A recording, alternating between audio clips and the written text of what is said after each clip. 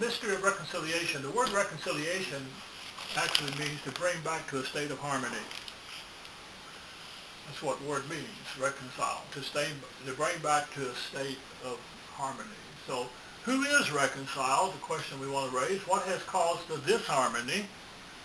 And why is mystery involved in reconciliation? And again, why is blood necessary for reconciliation to occur? Without the shedding of blood, there is no remission of sin. Why is blood necessary? Blood in the Old Testament and New Testament is not a reference exactly to this stuff flowing through our veins. It's a reference to, as the Old Testament says, life is in the blood. It's a reference to life. Why does a life have to be given in order for reconciliation to occur? That's the concept of blood. So, Colossians 1:20, and having made peace through the blood of his cross, by him to reconcile all things unto himself, by him I say, whether they be things in earth or things in heaven. I can point out which should cause you to ponder a little bit. Are we not talking about reconciliation? To reconcile all things unto himself? By him, whether they be things in earth or things in heaven?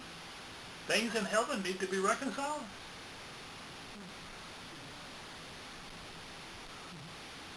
Well, I've under the impression in years gone by that if you made it to heaven, there's no need for reconciliation. The only way you're going to get to heaven is be reconciled. So what does he mean? All things in earth are in heaven. Obviously, he has a different understanding than how I perceive reconciliation. See, I can just run down the mouse.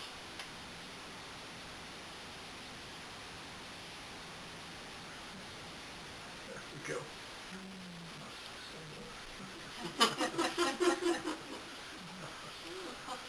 So let me introduce it by the mystery of war and peace.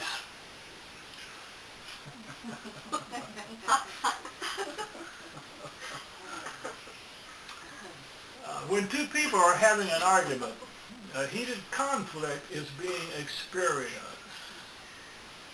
Is not the disagreement occurring because one of, or maybe both of them feel their boundaries have been violated? Someone is arguing with you. The reason why they're arguing is because they perceive that you've done something that's violated their boundaries or crossed over into their territory. Isn't it because one or perhaps both think the other has crossed over into their territory? They just know that their rights have been abused. Anytime there's conflict that's occurring, it's going to be occurring because someone feels that their territory has been invaded. So can I not say then that heated conflict will always occur when self-preservation becomes the rule, the major concern of the individual? That when self-preservation becomes the motivation of your life, then you're going to find conflict coming every time somebody approaches onto that territory.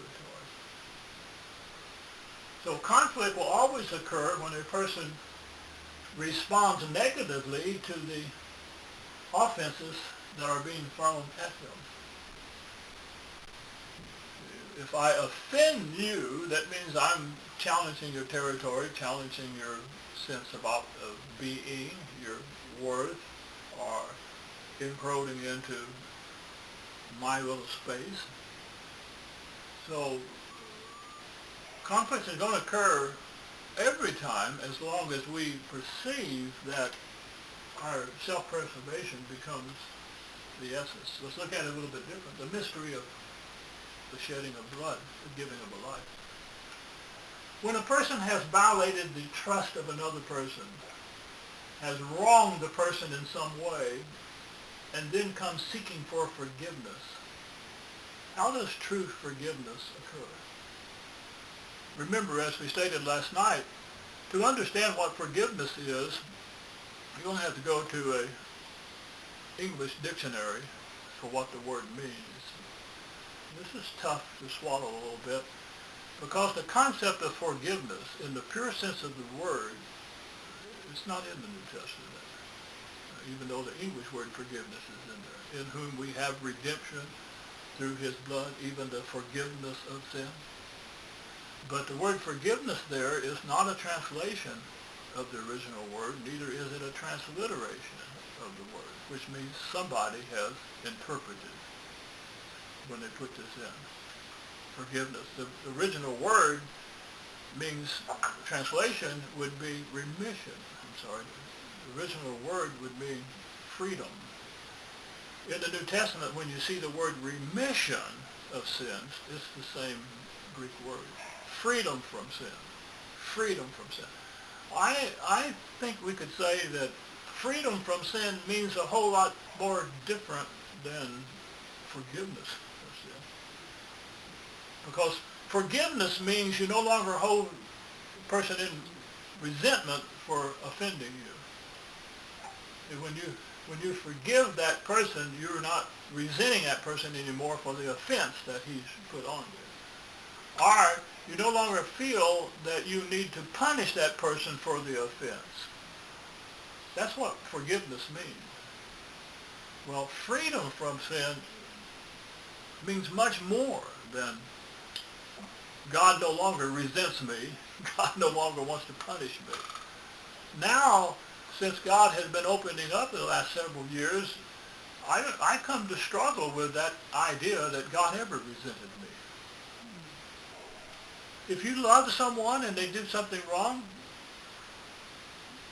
you want to punish that person? You resent that person? No, you recognize something is amiss, but you don't want to punish that person. You said, well, I do. but in reality, coming to understand, when someone comes to you seeking for repentance, how does true forgiveness occur? Seeking for forgiveness, how does true forgiveness occur? Doesn't the one who forgives has to overcome the feelings that his boundary has been violated? So when someone offends you and they come asking for forgiveness, then you're going to have to struggle with the issue that they've been encroached into your boundaries. They have crossed the boundary that they have experienced.